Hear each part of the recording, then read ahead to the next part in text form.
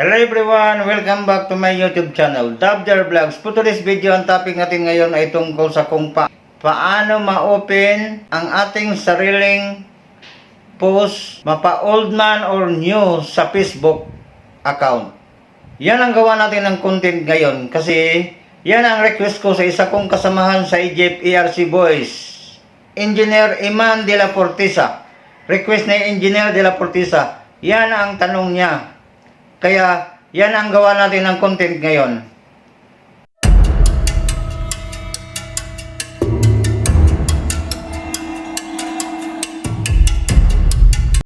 So, mag-start na tayo. Ang una natin gawin ay i-tap natin ang FB apps. Pagkatapos na-tap ng FB apps, i-tap natin ang profile sa tabi ng What's on your mind. At pagkatapos na-tap ng profile, i-tap natin ang tatlong dot. Pagkatapos na-tap ng tatlong dot, puntahan natin ang activity log. I-tap natin ito. At pagkatapos, antayin natin na magbukas. At dito na tayo ngayon, hanapin natin ang your Facebook activity.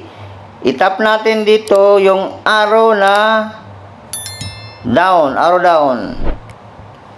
Pagkatapos, na-tap ng arrow down, hanapin natin ang Manage Post. Dito sa Manage Post, dito mo makikita ang lahat na pinopost mo mula sa simula na naggawa ka ng Facebook hanggang ngayong 2025. I-tap natin at antayin natin na magbukas. So, ang gagawin, advice ko, ganito lang ang gagawin nyo. Pag i-tap nyo ang filter, hindi nyo ma-memorize kung kailan kayo ang pizza at saka taon na gusto nyong buksan. So, para sa akin, ang advice ko, i-swipe lang natin pataas.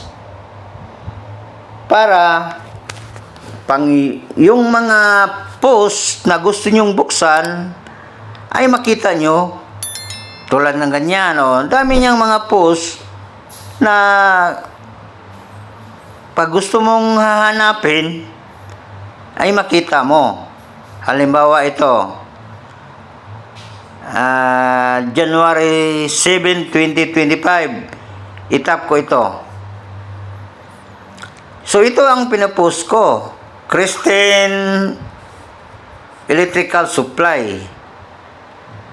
Yan ang pinapost ko December 30, 2024. So, pag gusto nyo naman maghanap kayo ng ibang pinopost nyo, ganito lang ang gagawin.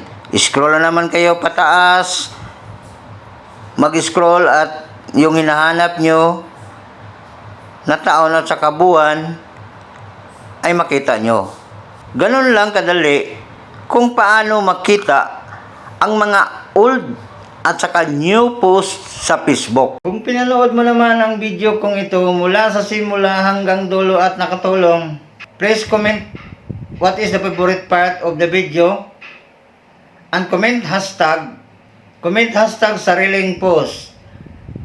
Huwag mong kalimutan na mag-subscribe sa aking YouTube channel, Dabjar Vlogs. At isama mo na rin ang bell button para updated ka lagi sa aking mga bagong upload na video na tulad nito. At kung may mga question,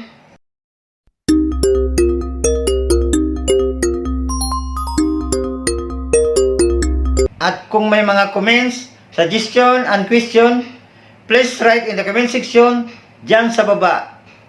Para kapag nabasa ko, ay masagot ko kagad at magawa natin ng action ayon sa inyong question.